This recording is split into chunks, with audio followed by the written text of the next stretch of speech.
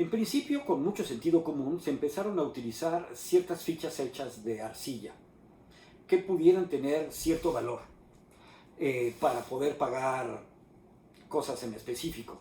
Se diseñaban con cierto diseño que podían utilizarse para pagar ciertas cosas o incluso para que quedara claro quién es el que era el deudor o quién era el que lo había hecho. Cada forma, como repito, tenía su forma, su significado. Y parece que estas se empezaron a utilizar alrededor del año 8000, 7000 a.C. La utilización de metales preciosos como forma de pago parece que es mucho más tarde, casi por el año 2500 a.C. Aunque el uso de monedas de metal ya fue como tal aproximadamente por el año 500, 600 a.C. Quiero hacer una aclaración. El hecho de que se utilizaran materiales preciosos no significaba que fueran como nosotros los conocemos ahora. Es decir, no se trataba de una moneda que fuera acuñada por alguna autoridad y que la base de esa moneda fuera oro, por ejemplo.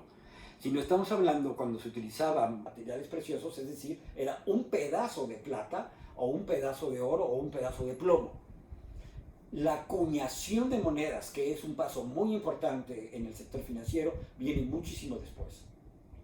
Era muy lógico que esto sucediera así. Andar cargando, por ejemplo, con sacos de cebada para poder comprar algo, pues era útil en la localidad, pero no en el siguiente pueblo. O sea, iba a estar cargando con 15 bultos de cebada para poder comprar unas vacas, pues era un poco complicado. Eso llevó a lo que yo he llamado la concentración de la riqueza en esos pedazos de monedas o esos pedazos de barro que fue, como repito, al principio empezó a utilizarse.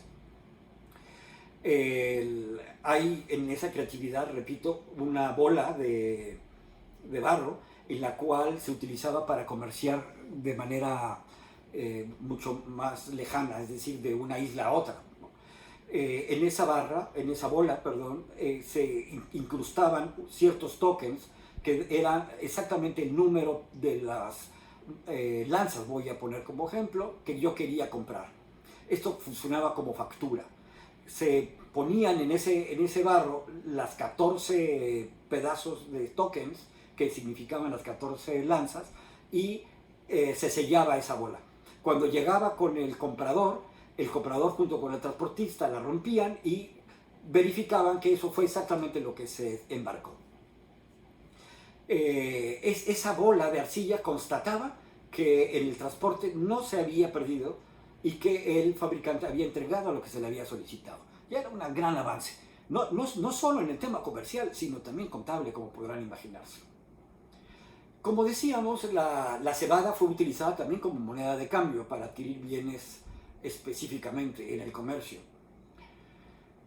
Pero el tener que utilizar algo que es fácilmente perecedero tenía su peligro. El concentrar las monedas, el concentrar la riqueza en monedas o en pedazos de metal también tenían su peligro. ¿Por qué? Porque el robo estaba más fácil. Cuando usted imagínese una persona que va de un pueblo a otro. Él lleva, para poder estar en el pueblo, para poder comer o para poder estar en un hostal, pues requiere llevar dinero. ¿Dónde lo va a llevar? Pues en la bolsa. Ahí era más fácil que lo pudieran robar. No era, quiero decir, no es que no fuera fácil robarte la vaca, pero una vaca, por ejemplo, es más fácil que puedas tú comprobar que esa vaca era tuya, porque a lo mejor le faltaba un cuerno o lo tenía roto, había testigos que podían asegurar que esa vaca era tuya. Eso ayudaba a que el tipo de animales o otro tipo de trueques fuera más difícil. Pero cuando estás hablando tú ya de un pedazo de metal, ¿cómo compruebas que realmente era tuyo? Ahí es donde estaba el truco del asunto.